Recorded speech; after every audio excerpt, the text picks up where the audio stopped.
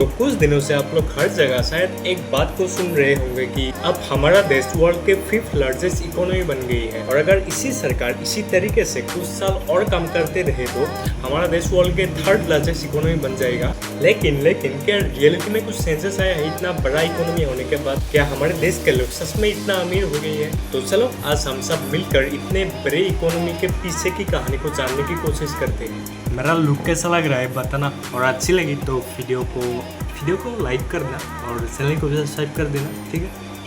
तो मैं आप लोगों को एक एग्जांपल से समझाने की कोशिश करता हूँ हमारे भारत के इतने बड़े जीडीपी के पीछे की कहानी को।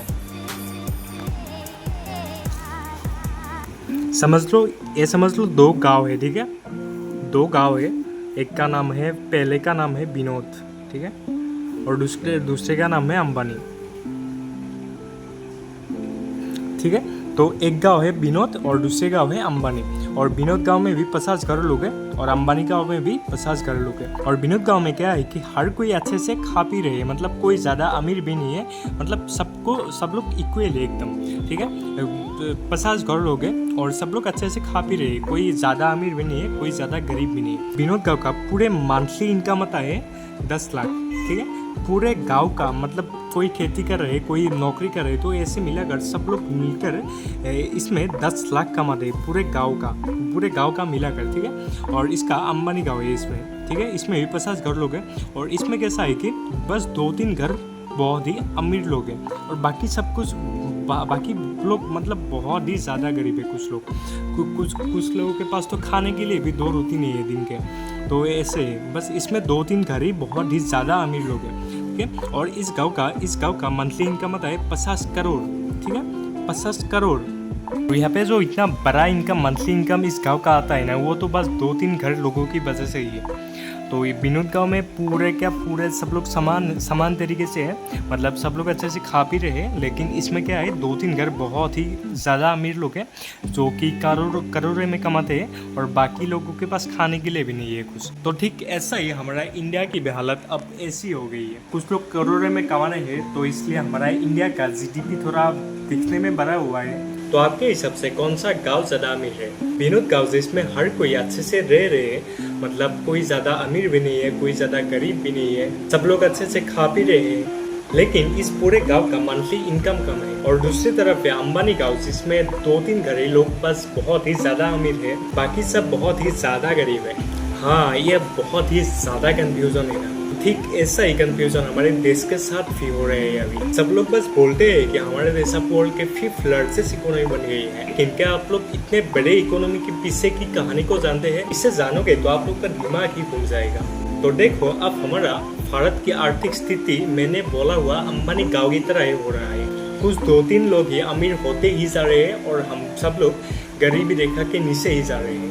तो इसलिए कोई दूर से समझ लो अमेरिका से कोई देख रहा है भारत को, तो वो कैसे सोचेगा? वो तो सोचेगा कि ये तो बहुत ही ज़्यादा अमीर देश है। तो एक डाटा के अनुसार भारत के टोटल पॉपुलेशन के मतलब भारत में जितने भी सारे लोग हैं उन सब में से सिर्फ 10% लोगों के पास पूरे भारत के संपत्ति का 80% है। उसके बाद आप लोग 1% पर अगर देखोगे तो आप लोग का दिमाग ही घूम जाएगा।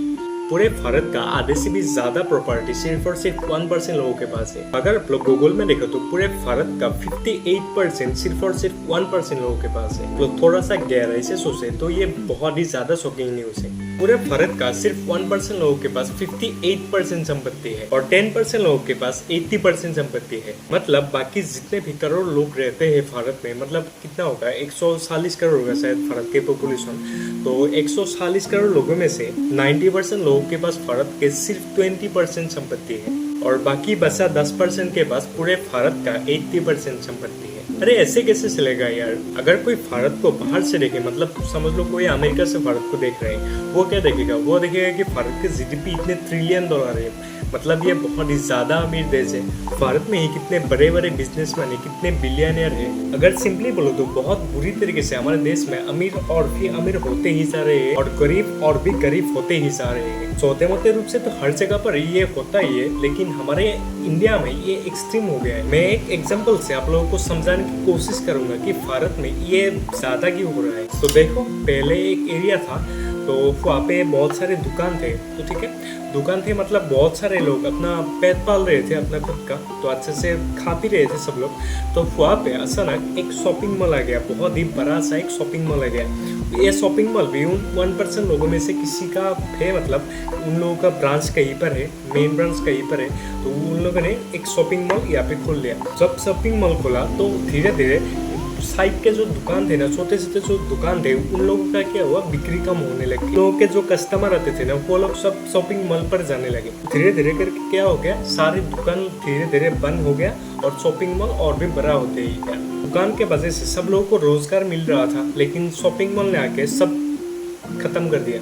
जितने भी सारे दुकान के लोग थे वो सब और भी गरीब होते ही गए, और जो जिसका शॉपिंग मॉल था वो और भी ज्यादा अमीर होते ही गए। यही हो रहा है हमारा इंडिया के ग्राउंड रियलिटी में। कुछ लोग कहते रहते हैं कि शायद 10 साल में हमारा देश वर्ल्ड के 3rd लार्जेस्ट इकोनॉमी बन जाएगा, लेकिन बन भी जाएगा तो 99% तो आप लोग यूरोपियन कंट्री को ही देख लो, वहाँ पे भी अमीर लोग हैं, लेकिन गरीबों को भी अमीर बनाने की कोशिश करते रहते हैं वहाँ के सरकार भी, सब लोग मिलके। इतना दूर तो छोड़ो, हमारे पास में भूटान है, भूटान को ही देख लो आप लोग। अमीर तो हर जगह पर ही होता है, लेकिन गरीबों को भी अमीर बनाने की कोशिश करते रहते हैं।